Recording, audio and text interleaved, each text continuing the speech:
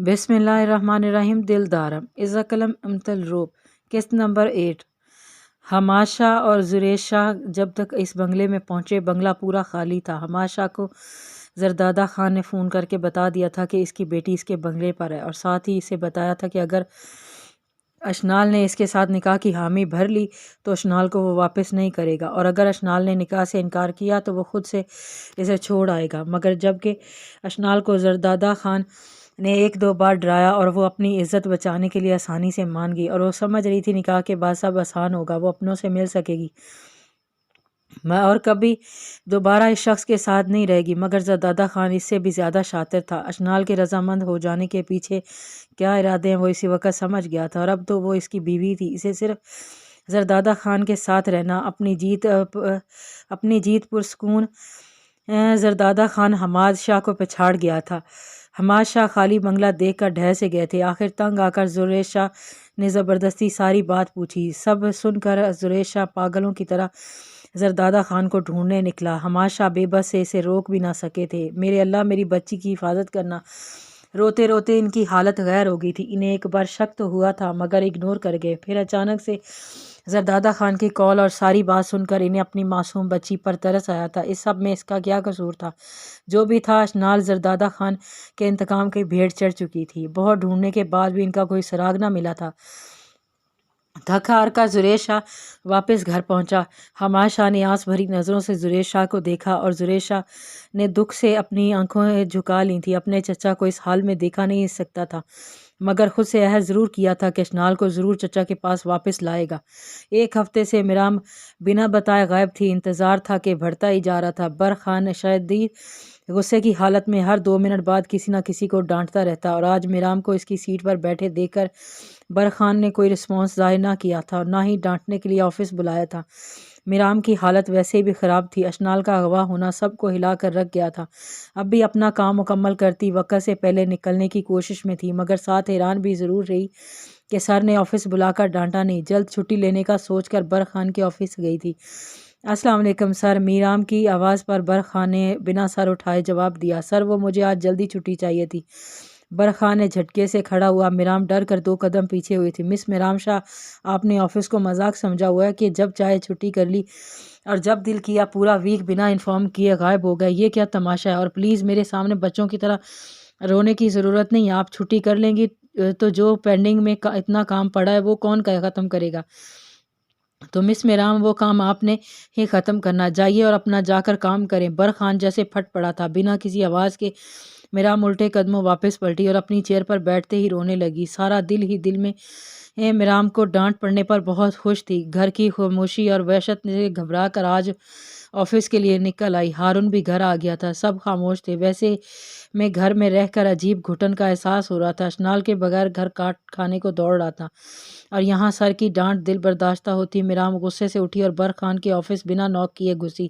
اتنے بڑے آفس میں بیٹھ کر آپ شاید زندگی اور زندگی کی حقیقتوں کو بول چکے ہیں۔ آپ کے نزدیک صرف پیسہ کمانا ہے۔ میں کچھ بھی ہو جائے، بس آپ کی تمام فائلز وقت پر ریڈی ہونی چاہیے۔ بھلے کوئی مر رہا ہو، کوئی کڈنیپ ہو رہا ہو، کسی کو کوئی مجبوری ہو، آپ کو کوئی سروکار نہیں ہے۔ آپ کو تو بس اس عالیشان آفس میں بیٹھ کر حکم چلانا پسند کرتے ہیں۔ اپنی اس امیری کے روب میں یہ مت بھولیے گا آپ بھی انسان ہیں، اور مجبوریاں انسانوں کو ہی ہوتی ہیں، آپ کو بھی ہو سکتی ہیں۔ آپ کے ساتھ بھی کوئی حادثہ پیش آ سکتا ہے۔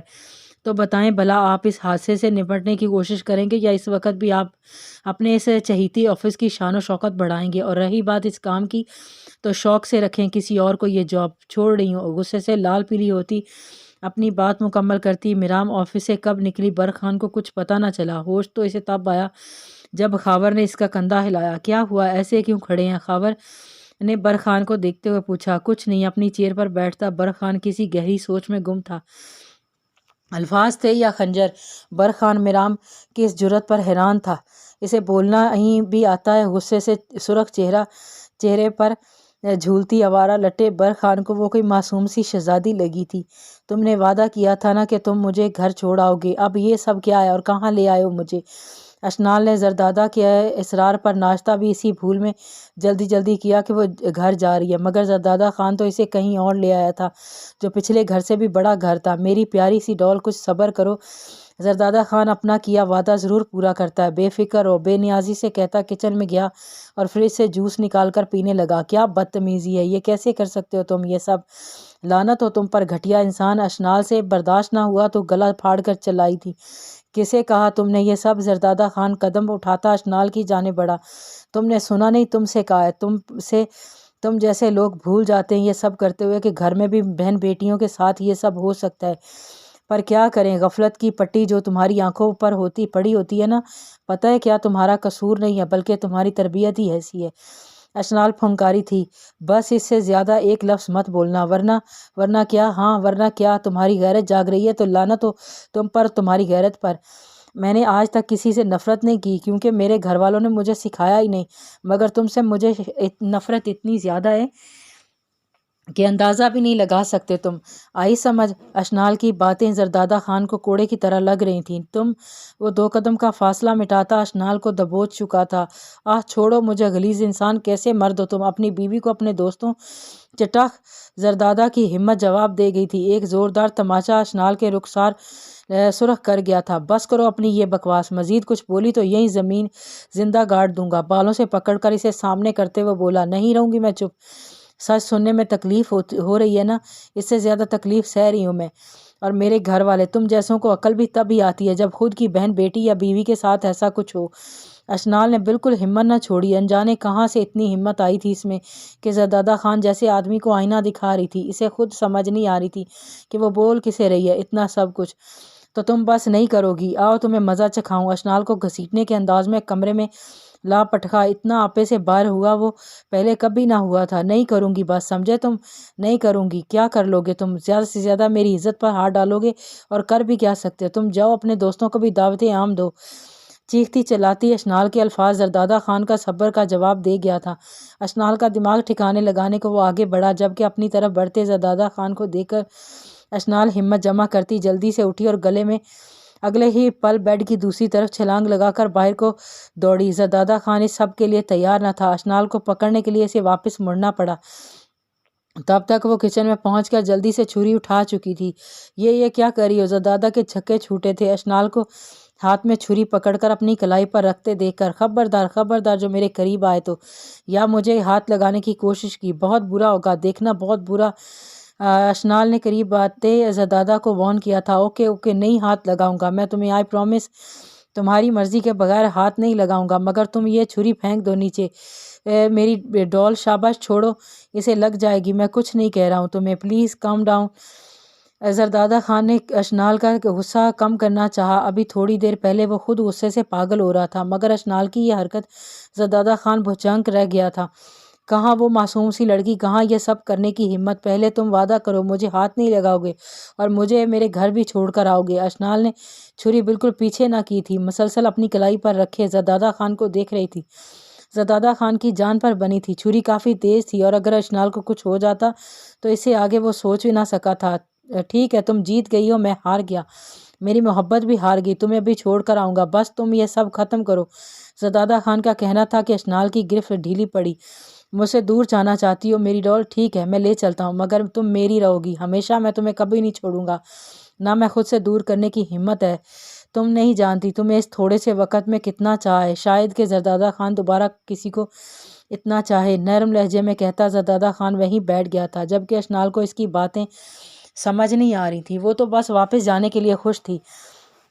چلو آؤ، ایک جھٹکے سے اٹھ کر بیٹھتے ہوئے زردادہ خان نے بنا اشنال پر نظر ڈالے باہر کی طرف قدم بڑھائے تھے۔ امی پلیز یہ دودھ پی لیں، بہت کمزوری ہو رہی ہے آپ کو، کب تک چلے گا ایسے؟ پلیز میری خاطر۔ زہرا بیگم کو کب سے دودھ پلانے کی کوشش میں اشفاق اب ان کی ضد کے آگے تھکنے لگی تھی۔ زہرا بیگم یا کچھ کھا پی نہ رہی تھیں۔ خالہ آپ ہی سمجھائیں نا امی کو۔ ارے میری گڑیا رانی ٹھیک ہے، تم جاؤ، شناور کو بھی ایک گلاس دودھ گرم کر کے دے دینا، اتنے دنوں سے کافی ڈھیلا ڈھالا سا ہے۔ جی خالہ۔ سر ہلاتی دودھ گرم کر کے شناور کے روم کے باہر کھڑی ہو کر ڈور نوک کرنے لگی تھی۔ آ جاؤ بیڈ پر لیٹے۔ شناور نے دروازے کی طرف دیکھا تو اٹھ کر بیٹھ گیا۔ میری جان آئی ہے، کہاں تھی تم اتنے دنوں سے؟ بالکل خیال نہیں آیا میرا۔ شناور کے بدلتے لہجے پر اشرف اپنے فک چہرہ لیے کھڑی رہی۔ شناور بھائی ہوش میں تو ہیں آپ؟ کیا ہو گیا آپ کو؟ اشفا نے الجھ کر شناور کو دیکھا تھا جو آنکھوں میں چمک لیے سے دیکھ رہا تھا۔ اشفا کو ان نظروں سے کوفت ہو رہی تھی۔ ارے کچھ نہیں، یہ دودھ یہاں رکھ دو، سائڈ ٹیبل کی طرف اشارہ کرتا آنکھوں پر اپنا ہاتھ رکھ کر لیٹ گیا تھا۔ جیسے ہی اشفا دودھ رکھ کر واپس مڑی، شناور نے اشفا کا ہاتھ تھاما۔ یہ کیا کر رہے ہیں آپ چھوڑے میرا ہاتھ۔